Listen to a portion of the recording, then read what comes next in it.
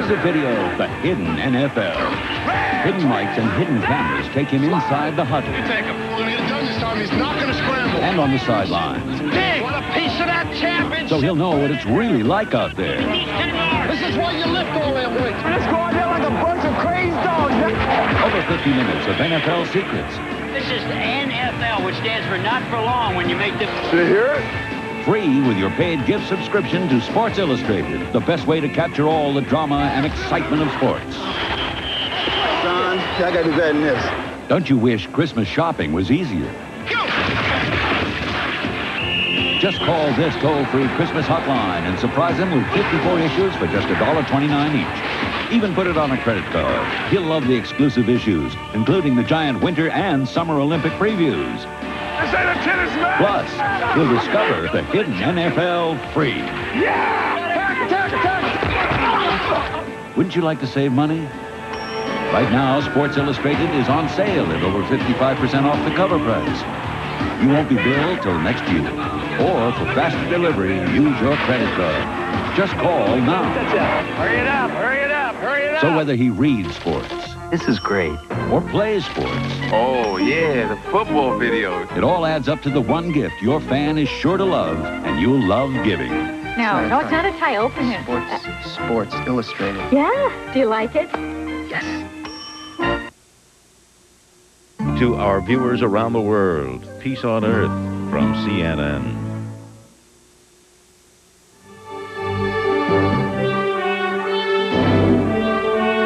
Hello, everyone. I'm Molly McCoy. Week in Review coming up shortly. First, here's a look at the hour's top stories. This was a day of frightening sounds in the streets of Tbilisi, the capital of the former Soviet Republic of Georgia.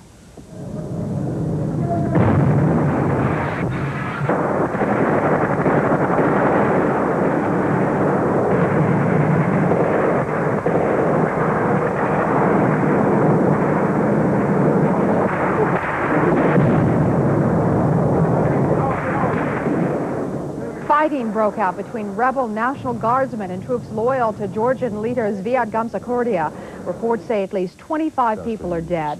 Both sides now have declared a ceasefire, but no one knows how long that will last. Each side blames the other for the outbreak of violence, but most witnesses reported that government troops opened fire on people massing for a protest rally outside the Parliament building. The trouble started yesterday when government troops set up trucks to keep opposition forces away from the Parliament building in Tbilisi. There were fistfights and stone throwing.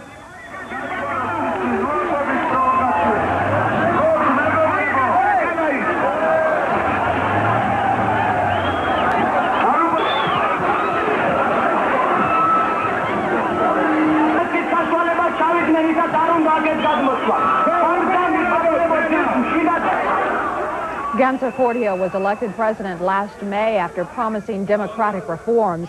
His opponents accuse him of turning into a dictator who is shooting civilians, stifling freedom of the press, and filling jails with political prisoners. High-level Georgian sources tell CNN Gamsakhurdia has taken refuge now in an underground bunker, fearing he does not have enough political or military support to tough it out. This weekend's fighting is the latest eruption in Georgia's political troubles. Georgia is the only former Soviet republic which did not sign up to become a member of the new Commonwealth of independent states. We are continuing to monitor events in the former Soviet republics. For a complete recap, join CNN at 8:30 Eastern for our daily CNN special report, State of the Union. Soviet President Mikhail Gorbachev is essentially out of a job, but he does not plan on changing careers. During an interview with CBS, Mr. Gorbachev said he plans to stay in politics. He talked at length about Russian President Boris Yeltsin. He offered some criticisms. I wish you could always be consistent, without vacillating. I wish he wouldn't give in to pressure, and I would wish the same thing for myself. That's what I wish, because we need success to advance our cause, our great cause.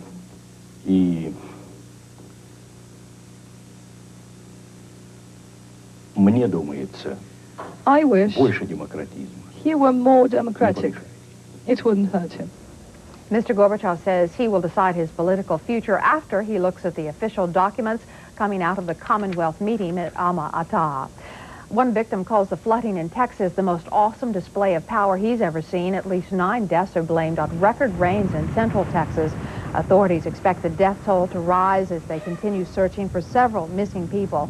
After a break earlier today, rain is falling again in Dallas and water levels are still rising. More than 200 people were evacuated yesterday near Fort Worth. Near San Antonio, where a foot of rain has fallen since Wednesday, floodwaters forced a man to abandon his car. He climbed on top of the car and then he grabbed onto a tree. Rescue crews used a helicopter to pull him to safety. The National Weather Service says a slow-moving storm is likely to linger over Texas through tomorrow. Week in Review coming up right after this break.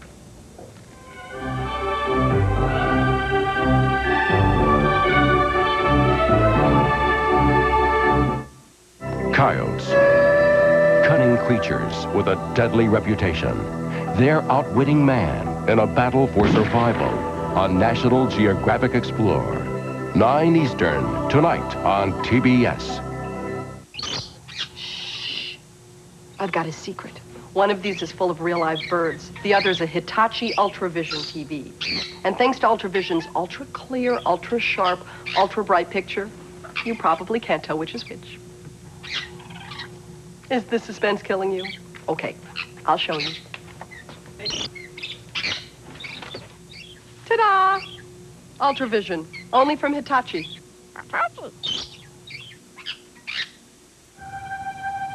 Some say we are obsessed with safety. Perhaps. But in the new S-Class, it goes way beyond dual airbags. If you look at rollovers, rear and offset frontal impacts, this isn't style, this is substance. Safety. You know, if we did nothing else, that would be reason enough for the new S-Class.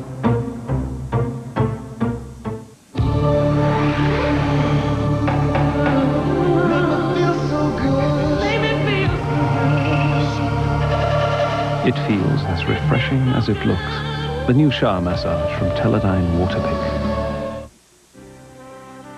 Women's self-assertiveness training is going to the next round. It's called Boxercise, and we'll introduce you to a gal who's got some punch. Monday on Sonia Live, 1 p.m. Eastern, only on CNN.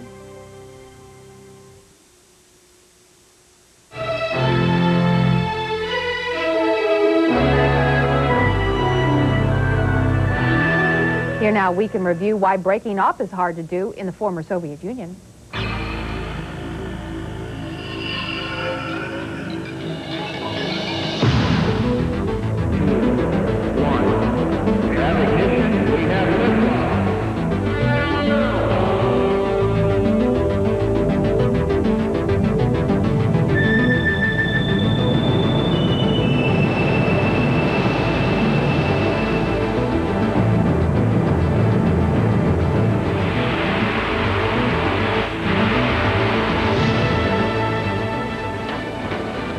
Russian President Boris Yeltsin consolidates his power while 11 former Soviet republics sign on as members of the new Commonwealth of Independent States.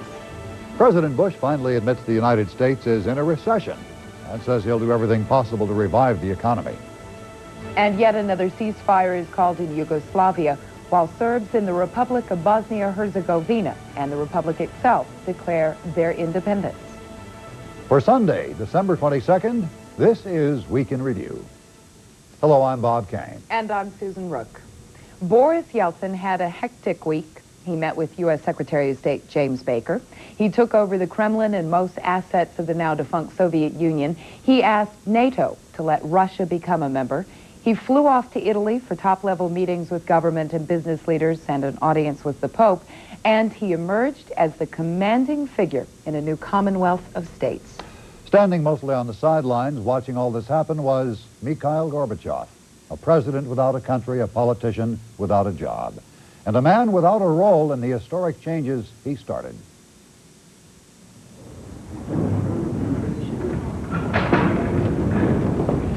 Boris Yeltsin has long criticized Soviet President Mikhail Gorbachev for not moving fast enough on political and economic change. This week, the Russian president moved at a dizzying pace to consolidate his power at home and strengthen his influence abroad. Mr.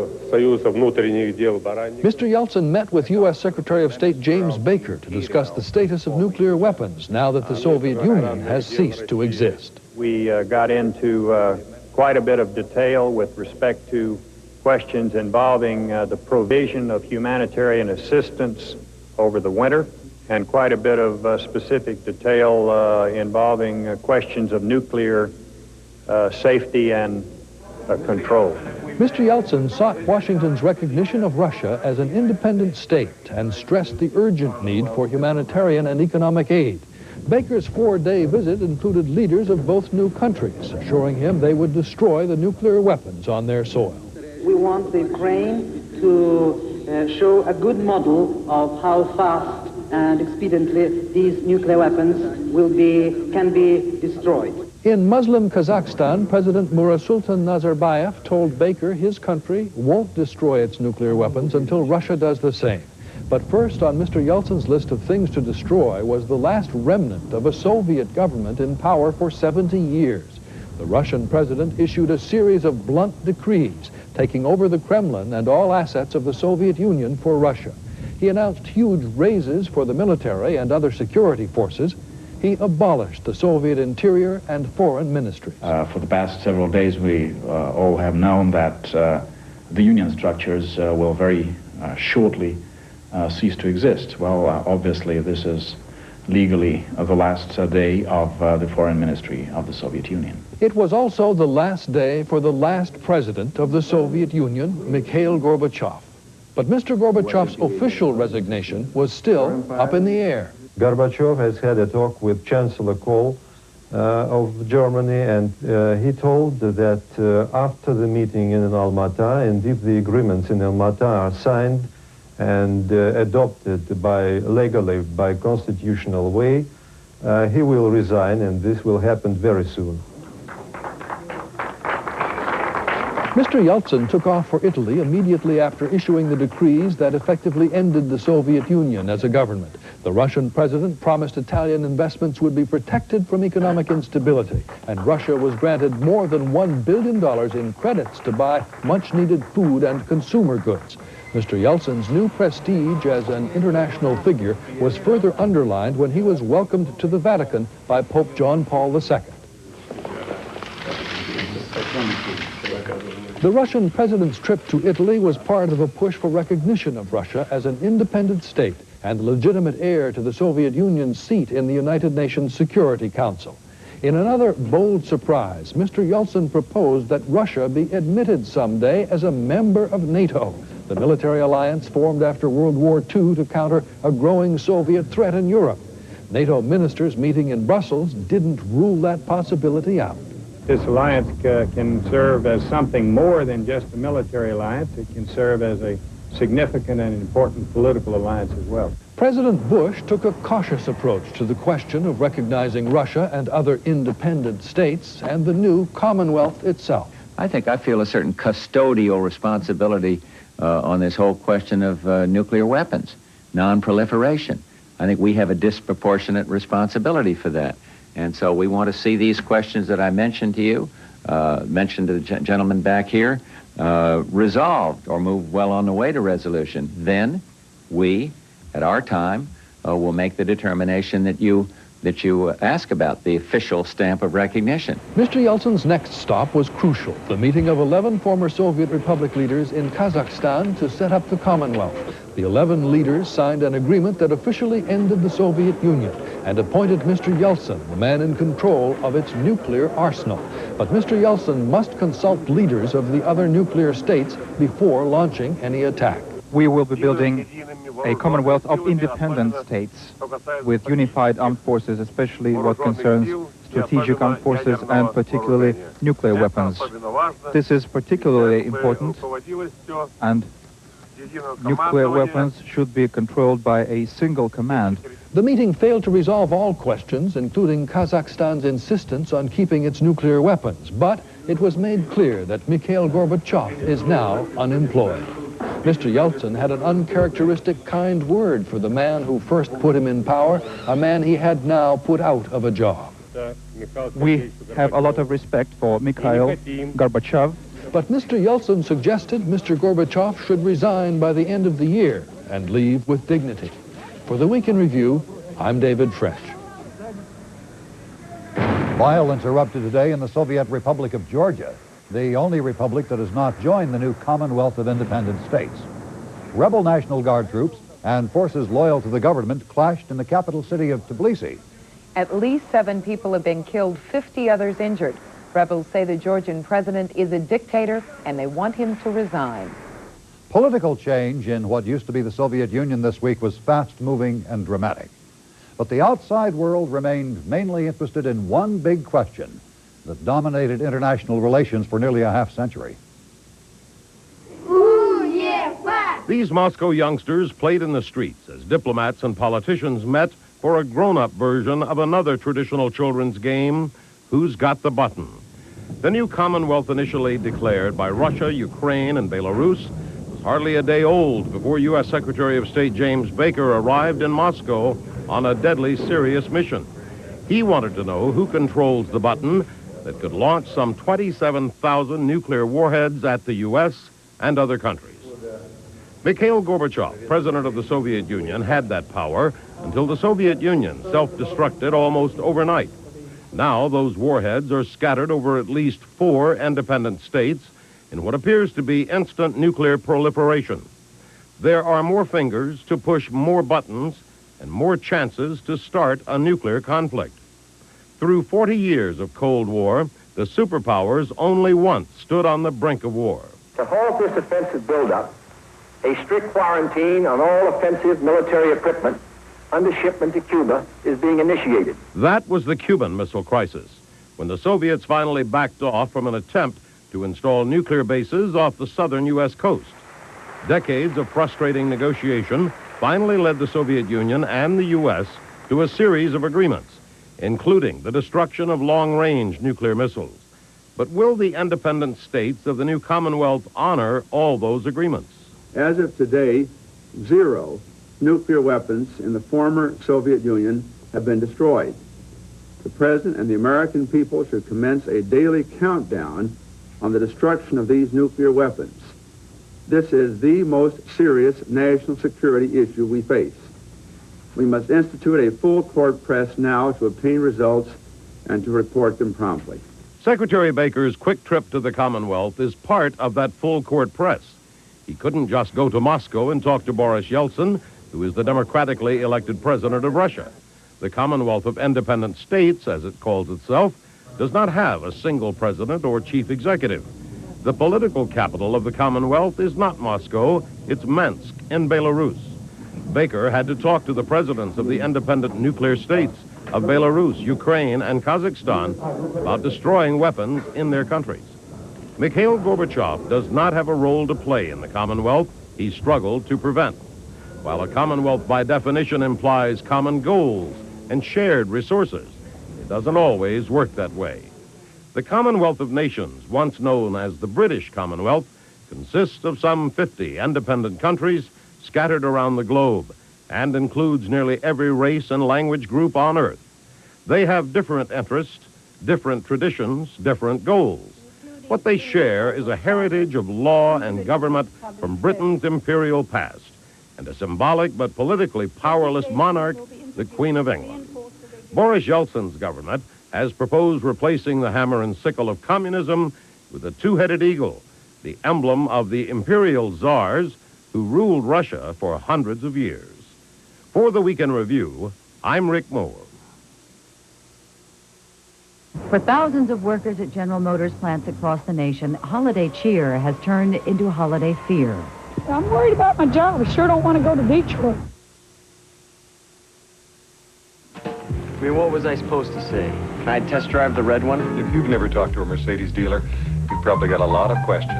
And anyway, I didn't have time to get over there. So I said, I'll bring it over. The red 190. Right to your office. Yeah, well.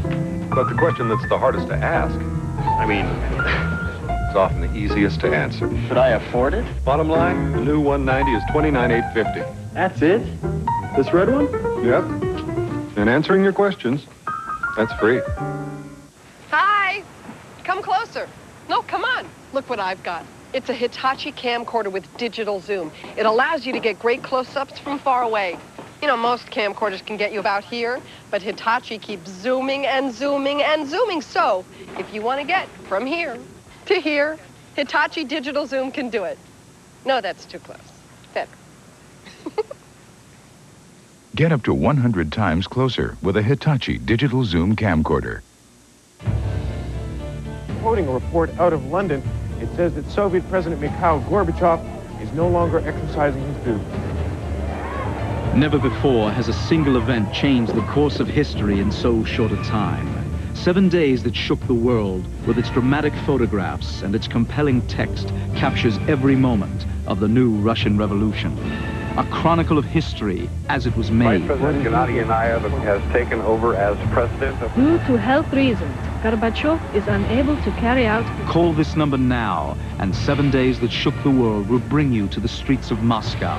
Gorbachev's inability to perform... I think we have a clear sign here we have on our hands. And here, examine why the coup failed. Consisting of... Witness the steadfast resolve of Boris Yeltsin and the triumphant return of Mikhail Gorbachev. 7 days that shook the world, with foreword by Hedrick Smith, available in bookstores everywhere, or by calling this toll-free number. The White House made an abrupt about-face on the U.S. economy this week, admitting for the first time the nation is in a recession. Now, it wasn't real news to those Americans who've been struggling to make ends meet for months. And there was more bad news for auto workers. General Motors, the world's largest car maker, announced plans to cut 74,000 jobs and close 21 plants. Aren't you pretty? The spirit of the holidays, a time to celebrate. Or for some, a time to worry. The suspense of waiting to see what's going to happen, you know, it doesn't... I mean, I'm not even in the holiday spirit or anything. I don't have any... Just day for day. That's the way I look at it. For thousands of workers at General Motors plants across the nation, holiday cheer has turned into holiday fear. I'm worried about my job. I sure don't want to go to Detroit. The world's largest automaker is cutting back drastically. In an attempt to turn itself into a lean, responsive corporate machine, General Motors plans to close 21 plants and do away with more than 70,000 jobs by mid-decade. General Motors will run its business in an increasingly lean and responsive manner. A lean capacity approach will bring GM's North American manufacturing capacity tightly in line with the overall market demand.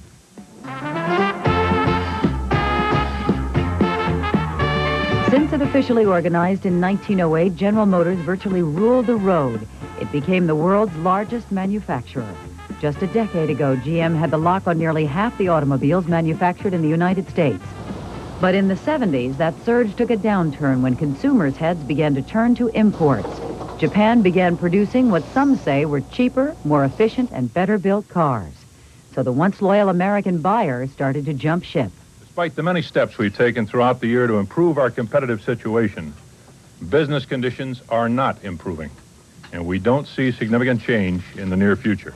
While GM is certain about its plans, it is short on specifics. Company officials are not saying which plants are actually on its hit list, a detail that has many workers on edge. It is real paranoid. You go in there, you don't know when you're going to get that slip or nothing, and it's rough. It's getting real rough out here. I think I'm like all Americans. I don't plan to go out and buy a new house, new cars, or any major purchase because the uncertainty. GM Chairman and Chief Executive Robert Stempel named some plants that would be competing against each other for survival, which added to workers' concerns. It's kind of scary. It's whoever can build them cheaper probably will get the stale. Your number comes up, that's it. You know, it doesn't matter who you are, you know, how good you are. So far, some workers have gotten the word. Their number hasn't come up yet. It's good news for now, and I still feel confident for the long haul. We're still going to be in good shape here at Dorval. It's just a shame somebody else got to take the blow for it, though. You know, it's going to happen down the line, but we're going to stay open and look fine. For those who aren't sure what's next, their future is in limbo. We have to find another way to send our kids to school. Our second son is going to graduate. He wants to go to Texas A&M. He's got his heart set in it. The General Motors announcement comes at a time when the nation is experiencing perhaps its worst economic slump in years. With thousands of jobs dropping by the wayside, unemployment benefits alone rose to nearly 500,000 the first week of December. People's fears are up, and the president's approval ratings are down. He can no longer be a Pollyanna. He's got to show concern and show that he's going to do something before the image of him as not caring gets locked in cement. With polls showing only 24% of Americans approving of the way Mr. Bush is handling the U.S. economy, the White House decided to take action to improve its message. You know me, I don't comment on polls, but on the economy, we've got to get it straightened out. Everybody has to pitch in and get that going. But no polling. We're not going to live or die by polls. But the administration did take an about-face from an easygoing attitude to an open admission that the economy is still in a recession. Earlier this week, White House spokesman Marlin Fitzwater said people are hurting. The economy is very slow, and from any practical standpoint, the recession does continue. Just last month, Mr. Bush was reluctant to acknowledge the recession is still around. It is not the kind of growth that I'd like to see the United States have, but it is not recession. It does not fit the definition of recession. There is, come on. But in an effort to help boost the economy, Mr. Bush signed a landmark $151 billion transportation bill. It'll enable us to build and repair roads, fix bridges, and improve mass transit. Keeps America on the move and help the economy in the process. But really, it is summed up by 3 words: jobs, jobs, jobs. The bill will pump $11 billion into the national economy and will support more than 600,000 jobs over the course of 6 years. The president is also considering a one-time-only tax rebate plan to encourage spending. It would grant every American taxpayer a rebate of up to $300 and would be linked to wages. Federal Reserve Chairman Alan Greenspan cautioned against proposals that are born out of fear and are not really aimed at stimulating the economy. There is a deep-seated concern out there, which I must say to you, I have not seen in my lifetime, in the context of an economy which is not really all that bad. But many Americans say the economy is that bad, a perception that is forcing the White House to scramble to get the economy back on track, while at the same time trying to improve Mr. Bush's image as he heads into a presidential campaign. For Week in Review, I'm Bobby Batista.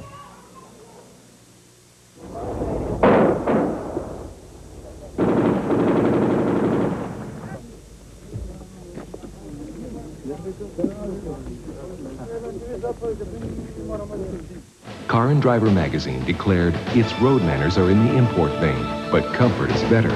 And if you're wondering what else they had to say about the new Oldsmobile 88 Royale, call 1-800-332-OLDS. We'll send you their complete test drive evaluation on video cassette, free. Because when Car and Driver says the new 88 has hit the elusive style mark, it deserves more of your time than we can give it here. Oldsmobile, the power of intelligent engineering.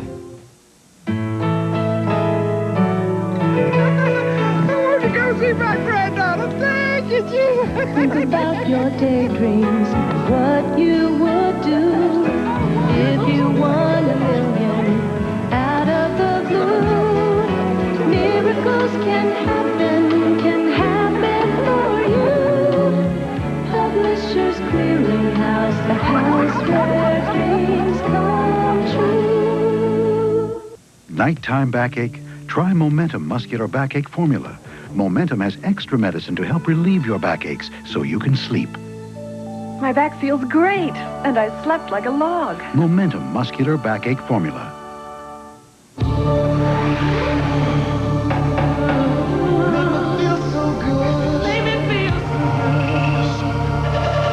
It feels as refreshing as it looks. The new shower massage from Teledyne Waterpik.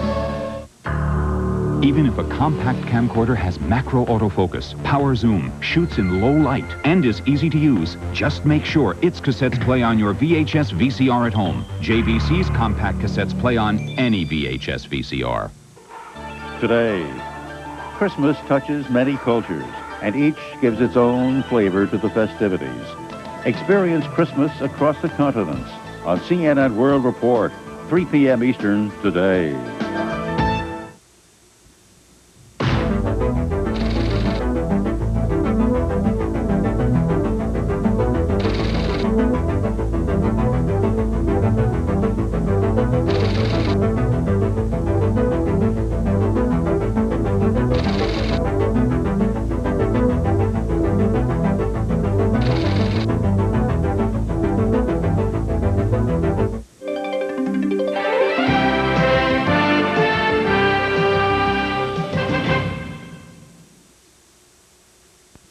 This Christmas, you can send a beautiful gift without ever having to leave home. The FTD Season's Greetings Bouquet. It's highly recommended by the one big guy who should know.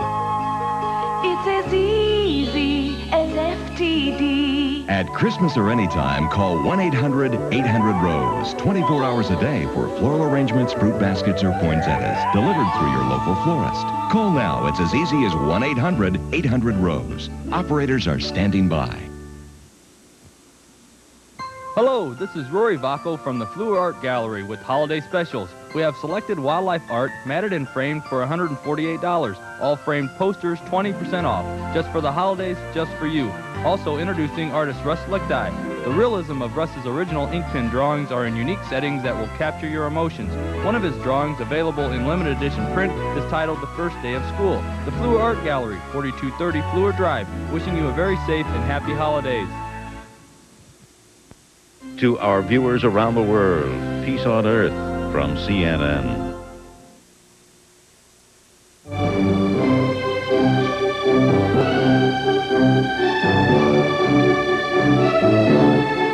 Hello, everyone. We'll go back to Week in Review in a moment. First, our top story. This is just into CNN. A decomposed body was delivered to the morgue of American University Hospital in Beirut today, and police and hospital sources say they believe the remains are those of slain American hostage Lieutenant Colonel William R. Higgins. Higgins, who is from Danville, Kentucky, was a member of the UN peacekeeping force in southern Lebanon. He was kidnapped in the region on February the 17th of 1988. Again, what are believed to be the remains of Lieutenant Colonel William R. Higgins have been delivered to American University Hospital in Beirut, and of course, we will keep you updated on this story. In other news today, Soviet television is reporting that heavy artillery fire has resumed in the capital of the former Soviet Republic of Georgia. The newscast says rebels launched the attack against the Georgian parliament about an hour ago. The new fighting follows a ceasefire that ended a night of violence aimed at ousting Georgia's president.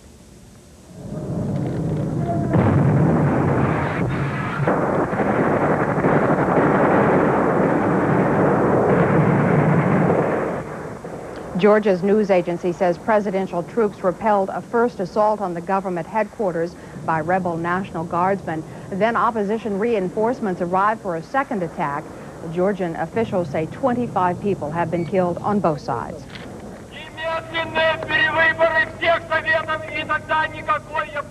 The demise of the Soviet Union has its detractors. About 5,000 people braved the driving snow today in Moscow, protesting the new Commonwealth of former Soviet republics.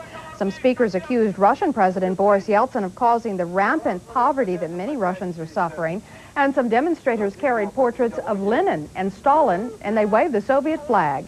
Demonstrators also demanded access to the Moscow television station to televise their complaints.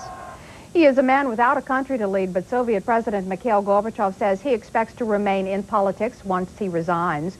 In an interview broadcast today by CBS, but recorded yesterday, Mr. Gorbachev had advice and criticism for Russian President Boris Yeltsin. I wish you could always be consistent, without vacillating. I wish he wouldn't give in to pressure, and I would wish the same thing for myself. That's what I wish, because we need success to advance our cause, our great cause.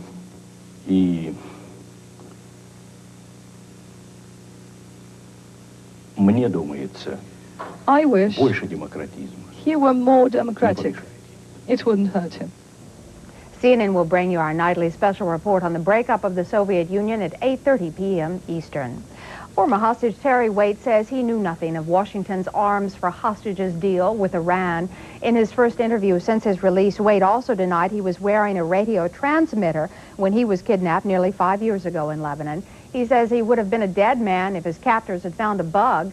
Waite spoke for the first time of being tortured. He said his kidnappers beat him on the soles of his feet and subjected him to mock executions. Texas, sodden from several days of rain, is trying to wade its way through a wet Christmas season. Rain is falling again today as steady downpours have turned roads into lakes.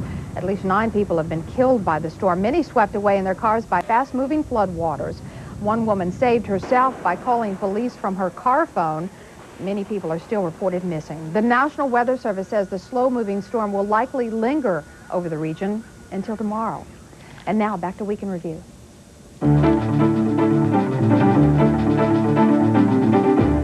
I'm Cheryl Atkinson, and here are some of the week's stories from around the globe. A new turn for Yugoslavia's civil war as the European community throws its weight toward the republics that want autonomy. Well, on the basis of a long discussion, we have said that we agree to recognize all the Yugoslav republics that fulfill the following conditions. The conditions include an evaluation of the republic's standards on human rights and minority rights. But the individual EC countries are not required to use those standards, and Germany has announced that it will formally recognize Croatia and Slovenia by January 15th.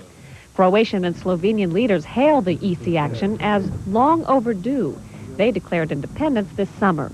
But Serbian leaders were infuriated and accused the EC of, quote, erasing Yugoslavia from the map of the world. Serbia demanded that EC-sponsored peace talks led by Lord Carrington be taken over by the United Nations, where Serbia hopes to find more support. A UN team did arrive in Yugoslavia to evaluate whether a UN peacekeeping force could be deployed, but its leader says without a solid ceasefire, no troops can be sent. Germany is convinced that the recognition of Croatia and Slovenia will hasten the end of the bloodshed. Germans see their own struggle for unity and freedom from communism reflected in Croatia's struggle for independence from communist-dominated Serbia. And Germany used its newfound political muscle to push through the EC measure. But Britain, the United States, and the UN predict that recognition will only complicate the conflict. Within days of the EC decision, Serbian rebel leaders in control of parts of Croatia demanded that their enclaves also be recognized as sovereign states. The EC move also puts pressure on the Republic of Bosnia-Herzegovina. It is wedged between Croatia and Serbia. It could easily be dragged into war with Serbia. EC mediator Lord Carrington is trying again to get peace talks going, but says in the face of new developments he has little hope. It was a grim week in the Egyptian port city of Safaga as divers recovered bodies from the country's worst passenger shipwreck. A coral reef ripped a hole in a passenger ferry late last Saturday night as it headed for the Red Sea port. 180 people were rescued in a chaotic operation early Sunday. About 650 people were aboard the ferry, many Egyptians returning from a pilgrimage to Muslim holy sites in Saudi Arabia. Survivors say the ferry sank within minutes, taking more than 400 people to the bottom of the Red Sea. So when I think it's going begin to sink, I came up at the top. I stayed there until the ship completely sank. And I was also inside at the top of the ship when it sank. And I was not able to come up at once because I was blocked by two, what do you mean, handle, steel handle. And the clearance, I think, is like that. Then I turned my body. I was able to escape. Relatives gathered at the port to await word on their loved ones as Navy and amateur divers recovered bodies trapped in the wreck. The divers found the body of the captain still at the helm and say most lifeboats were still attached to the ferry. Canada's government has agreed to turn control of 1/5 of its territory to Eskimos to settle their long-standing land claims. That would break up the Northwest Territories to create a new territory where natives can control their lives and preserve their culture. It is to be called Nunavut, the Eskimo word for homeland. The Eskimos, who prefer the name Inuit, will be free to hunt, fish, and trap over the 740,000 square miles of the cold, treeless terrain. Only about 22,000 people live in the remote region. 80% of them are Inuit.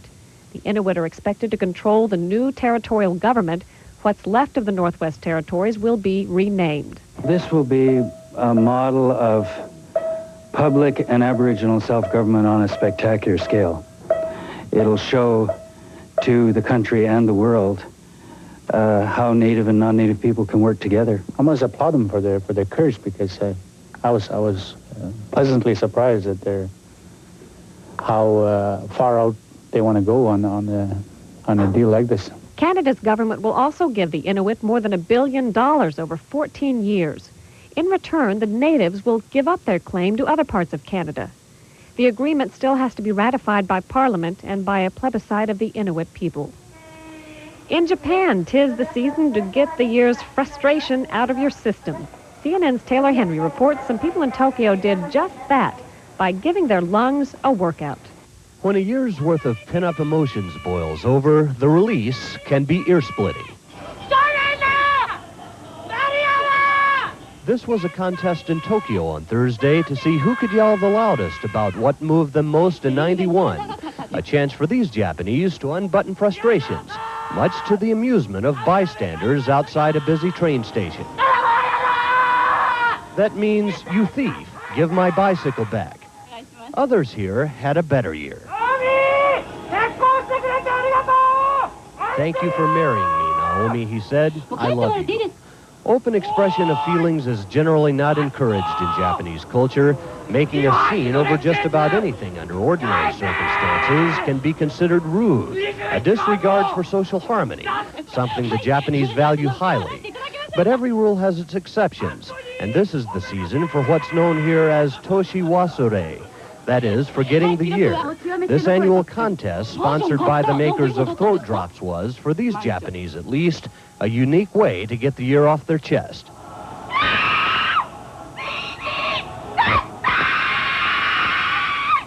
Goodbye, Gorby, that is. The shouts were recorded on a decibel meter, and when the 20 finalists were done, the grand prize of nearly $800 went to this man, with a message to farmers in North Japan hard hit by this year's typhoons.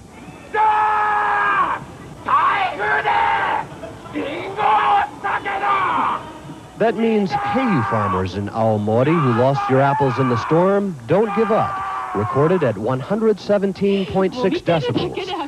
Even for those who didn't win, there was the consolation of the relief that comes from venting the emotions, and lozenges for the sore throat.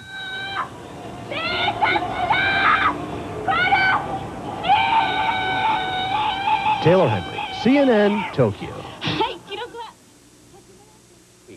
This case, which started as a trumpeting of elephants with an invasion of a country, and he was touted as being a Hitler, and they were going to prove that he was just a major factor in world drug trafficking. That did not pan out, and the trumpeting of elephants turned into the squeaking of mice. I've got a secret. One of these is full of real live birds. The other's a Hitachi Ultravision TV. And thanks to Ultravision's ultra clear, ultra sharp, ultra bright picture, you probably can't tell which is which. Is the suspense killing you? Okay, I'll show you. Ta-da! Ultravision, only from Hitachi. Usually, when you send flowers out of town, you give the order to somebody who takes a cut. Then he passes the order to somebody else who takes a cut. But now there's Flowers Direct that actually lets you speak to a florist in the town where you're sending the flowers. Flowers Direct, or We Cut, is the middleman. Call Flowers Direct now, 1-800-621-2121. Ah, there you are. Does your tap water have a sort of metallic taste, or maybe a chlorine flavor? Or perhaps it just smells a little funny? Well, don't put up with it. Get yourself a Brita water filter system. It's the pitcher with a filter that removes the things that can give your water that tap water taste. So remember, Brita water is better water. Got it? Brita is better, Brita is better. Good. That is better. Brita. Get yours at Best and Service Merchandise. How do the experts feel about the incredible events of 1991? What happened and why? And what will the future hold? For the last word on last year, don't miss Closing Arguments, tonight, 10 Eastern, on CNN. The prosecution rested this week after presenting evidence for 3 months in the drug trial of Manuel Noriega. Prosecutors say the deposed Panamanian leader used his country as a shipping point for cocaine and to launder money for Colombia's notorious Medellin drug cartel. The defense is scheduled to open January 6th. John Zarella has more on the trial. For the past 3 months, he has sat here in the central courtroom of Miami Federal Court, listening as prosecutors called to the witness stand government agents, convicted drug smugglers, and drug cartel bosses. Legal observers now say the government's case has proved to be laborious and weak. This case, which started as a trumpeting of elephants with an invasion of a country, and he was touted as being a Hitler, and they were going to prove that he was just a major factor in world drug trafficking. That did not pan out, and the trumpeting of elephants turned into the squeaking of mice. In exchange for testimony against Noriega, the government made deals with many witnesses. Defense attorney Frank Rubino claims the witnesses lied to get out of jail early. The government has spent millions of dollars, literally, in purchasing the testimony of these people, including admitted murderers, admitted drug dealers, all sorts of people that have every incentive to say what the government wants them to say. In cross-examination, the defense claimed Noriega's subordinates and associates were using his name to transport drugs through Panama, a position which some government witnesses agreed with. Perhaps the strongest testimony the government presented came from 2 jailed drug cartel members who placed Noriega in Medellin, Colombia, at a meeting with the leaders of the cartel. I think in the long run that will result in Noriega being convicted, but it has not been of the magnitude that was originally promised to us. Noriega denies being involved in the drug trade. He says he did the CIA's bidding in Latin America, that he helped arm anti-communist Nicaraguan Contras for the U.S. after Congress cut off aid to the Contras. And in a new twist, it has come to light that the Noriega-headed Panama Defense Forces were working with the DEA in an undercover sting called Operation Negotio. According to information turned over to the defense team, the PDF compiled a list of planes, pilots, and the cash brought into Panama on those planes. The information was then turned over to the DEA. This appears to support Noriega's contention that he was a key asset to U.S. intelligence in the war on drugs. But as prosecutors have maintained since the start, this doesn't mean Noriega wasn't playing both sides against the middle. John Zarella, CNN, Miami.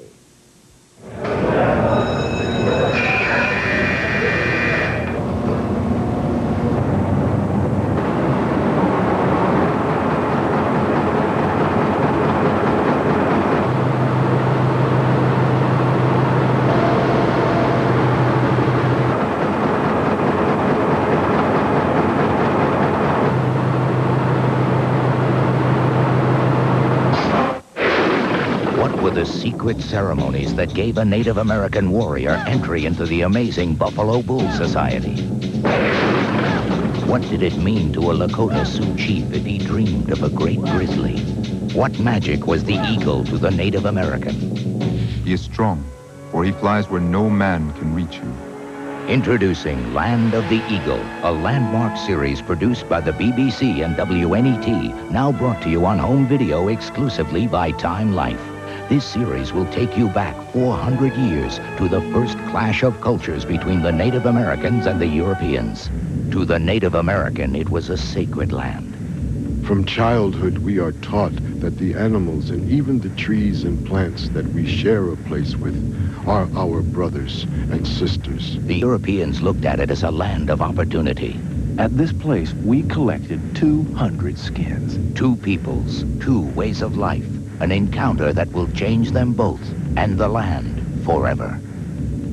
Begin exploring North America on the Outer Banks of the Carolinas with The Great Encounter. Yours for an introductory price of only $9.99, a savings of 60%. See the lost colony of Roanoke, where everyone vanished without a trace. Was this the first clash of the cultures? Explore it all.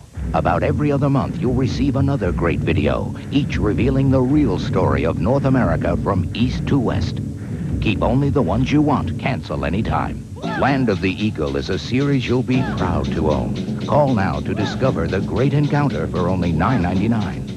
To order your Land of the Eagle, call 1-800-445-4300. That's 1-800-445-4300. or send $9.99 plus $3.23 shipping and handling to Land of the Eagle, P.O. Box 11066, Department C, Chicago, Illinois 60611. Works depicting theatrical experiments of Moscow artists during the 1917 revolution are on display in San Francisco. Prominent avant-garde designers and painters are featured in displays highlighting scenery, costumes, and modern set designs.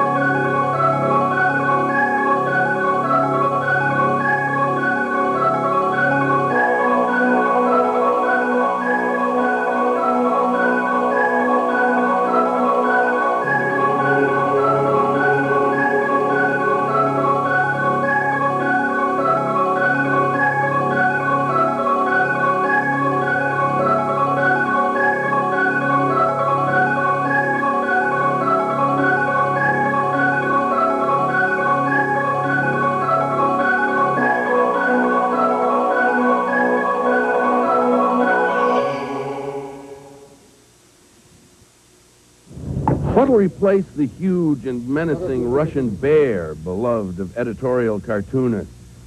Maybe some cousin of Alice's Cheshire cat, which disappeared little by little until only the smile was left.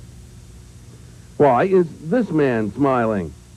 And what's the word when a politician is hugely popular abroad and hugely unpopular at home?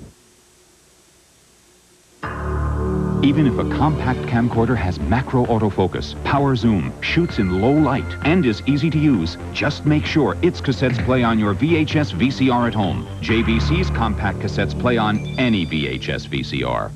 JVC's AX10 compact VHS camcorder has so many features it even has its own light. Plus, we made sure its cassettes play on your VHS VCR at home. JVC's AX10, its cassettes play on any VHS VCR.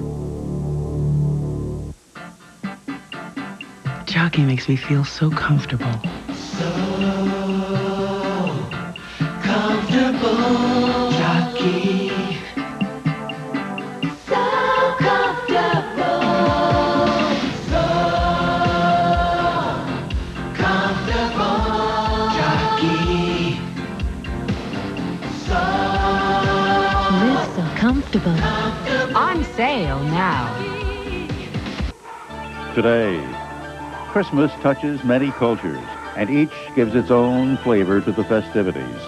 Experience Christmas across the continents on CNN World Report, 3 p.m. Eastern today. For nearly 70 years, the world knew what to call the Soviet Union, and the Soviets knew what to call themselves. But now that the USSR has given way to the Commonwealth of Independent States, the jargon has also changed. As Richard Blystone reports, what's needed now is some new lingo. You're a Soviet citizen walking along, and uh-oh, here comes somebody you know, but only slightly. Do you suddenly dash across the street, or do you face up to one of the social dilemmas of Soviet life today? What to call the person you used to address as tovarish, comrade. Originally, only Communist Party members were comrades, but comradeship spread to everybody. Now, with the collapse of the party, well, don't call this lady comrade. I'm sick of comrade, she says. Mister's better. But with this lady, here we are all comrades, she says. We are not misters here. Господин or mister can have upper-class overtones that some Russians don't like, while гражданин or citizen can have undertones of, can I see your driver's license? Could the West offer a compromise, some linguistic lend-lease? Well, there is sir, but one slip of the tongue and you've called somebody earwax in Russian. East and West, we are all in the same fix. For so many years, the peel-off and stick-on vocabulary of confrontation served us well, or at least so we thought. An iron curtain has descended across the continent. It was a simple world. It was simple to understand. It was simple to handle in conceptual terms. It was a very dangerous world, but it was simple. And the simple terms we used to describe it no longer work. What was a Cold War has melted into a murky puzzle. Nikita Khrushchev's famous punchline, "We will bury you," has followed its author to the grave. And in some far lexicographical Siberia, the trees whisper building socialism. Perfectly good slogans that long ago replaced religion as the opium of the people are joining scrap heap of history on the scrap heap of history. Politicos and pundits, bureaucrats and eggheads, and hacks, we are all bereaved at the loss of our buzzwords. In case you didn't know, buzzword is slang for jargon. What will replace the huge and menacing Russian bear, beloved of editorial cartoonists? Maybe some cousin of Alice's Cheshire cat, which disappeared little by little until only the smile was left. Why is this man smiling? And what's the word when a politician is hugely popular abroad and hugely unpopular at home? Schizophilia? Schizocephalia? Schizopolitia? We need some new terms for a new age. And what's to be done with all that red? There's got to be a use somewhere for reds. Reds under the bed, the red menace, better red than dead, pinko. Some old favorites are easily recycled. New, angry, and anti-establishment Soviet rock bands could drape themselves in old epithets of both sides. Ladies and earwaxes, the decadent bourgeoisie. The evil empire. Naked aggression. And with a little perestroika, that is restructuring, others could have a new lease on life. Big Brother could be amended to Big Bother, having to queue up for pizza. People who like that sort of thing, hardliners. The remedy for Big Bother, domino theory, the new concept of pizza delivery. But what do you call democracy when it's forced on people who don't want it, as is the case for some Soviets still in Democ shock? The plight of a society where individualism has been largely limited to criminals, the bewilderment of people who have never known real self-reliance, these may be beyond the reach of shorthand. And maybe with luck and the chance to look closer, we won't need it. Richard Blystone, CNN, Moscow. Thank you for joining us for This Week in Review. I'm Bob Cain. And I'm Susan Rook. Enjoy your week. If you would like to order teaching materials related to this program, the number to call is 1-800-367-3170, Monday through Friday. Merry Christmas to all, and to all a good night. Hi, everybody. Ted Texter's here to take a look at the weather. Let's give those people in Texas a break. They need it. A little bit of a Christmas present, just a little bit early. But, you know, by Christmas, there could be yet another storm swinging through that part of the country. But it's not going to be as slow in movement, so probably not causing quite as much trouble. Here is the satellite loop, and you can see that the storm indeed is moving to the east, very slowly still, but progress is being made. So the rivers and streams likely will crest either late this afternoon, tonight, or very, very soon into the late night hours, so that's soon compared to what could be happening. So the flooding should have reached its peak very soon. The storm system moving into the Gulf region, and it means more rain there, but that can be stood. Now, here's the CNN Color Radar Summary. You can see the progress it's making a little bit further to the north as well. On up into the Ohio River Valley, the rain will move over the next day or two, and there could be some frozen precipitation there as well. Here's the forecast map. Throughout the afternoon tomorrow, let me show you what progress is being made for travel across the Ohio River Valley, into the Mississippi River Valley, into the Gulf. It looks like rain showers, and back behind the fronts, where the cooler areas, there will likely be some snow. Now, these forecasts for cities around the nation.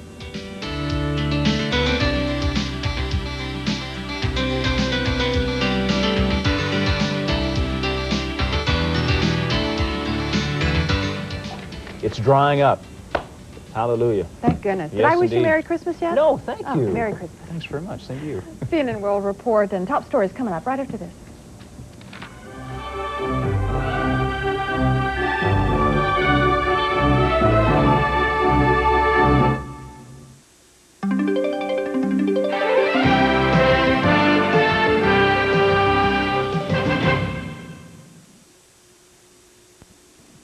These beautiful homes weren't always beautiful.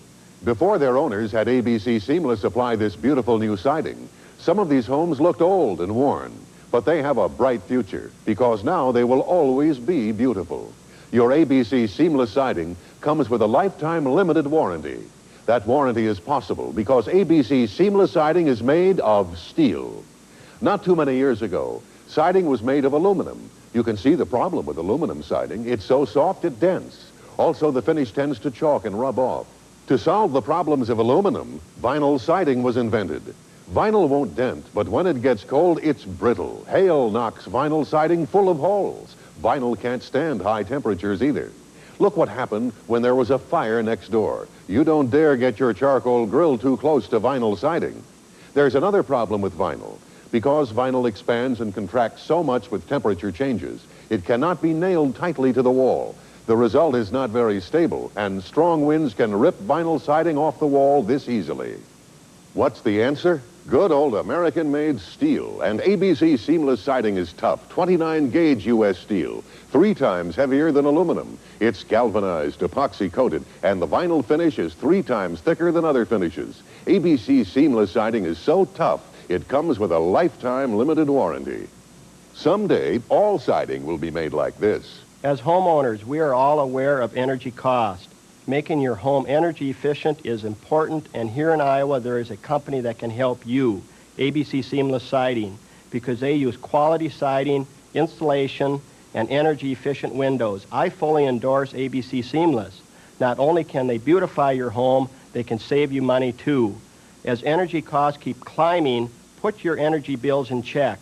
Call today and find out how affordable ABC Seamless products can be.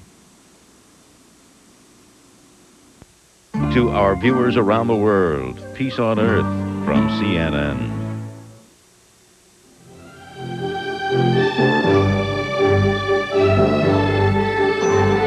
Hello, everyone. I'm Molly McCoy. CNN World Report coming up in a moment, but first a look at the top stories here on CNN Weekend. A ceasefire in the former Soviet Republic of Georgia reportedly has been broken. TASS and Soviet television report forces opposed to Georgian President Viad Gamsakhurdia have resumed their attack on Georgia's parliament building in Tbilisi. This was the scene earlier today when rebel National Guardsmen attacked troops loyal to Gamsakhurdia.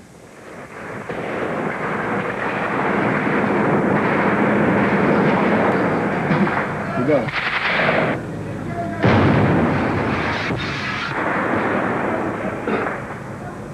Let's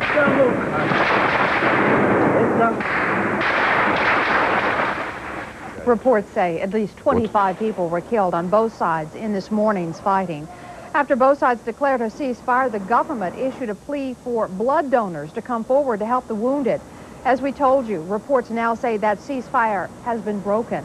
Today's street battles followed a full day of confrontation around the Parliament building. Opposition forces attacked dump trucks set up to keep them from entering that building.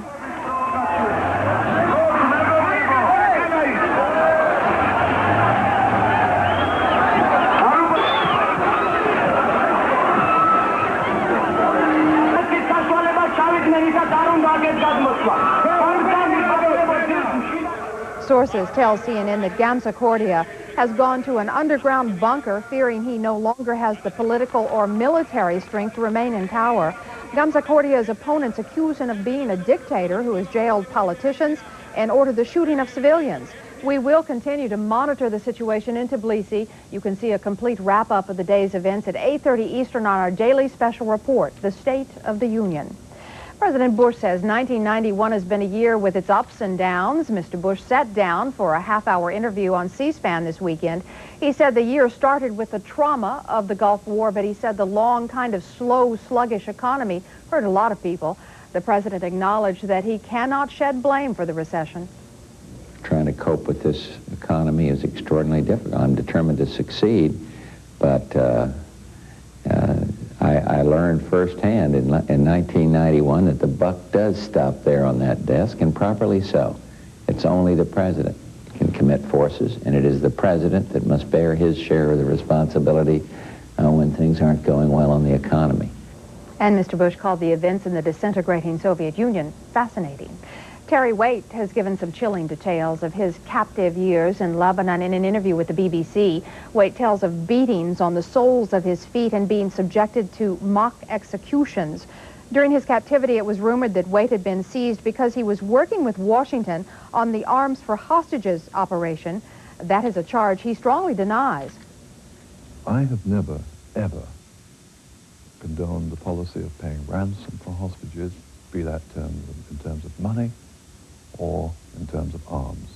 And had I the slightest knowledge of that, I would have had to pull out immediately. And there's news today regarding the remains of a U.S. hostage. The body of murdered Lieutenant Colonel William Higgins may have been delivered to the American University Hospital in Beirut today.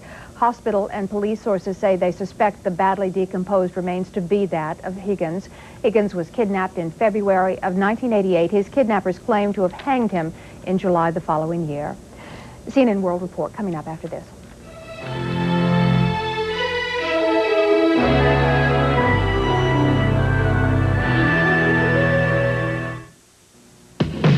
We asked California artist Ed Lister to give us his impressions of the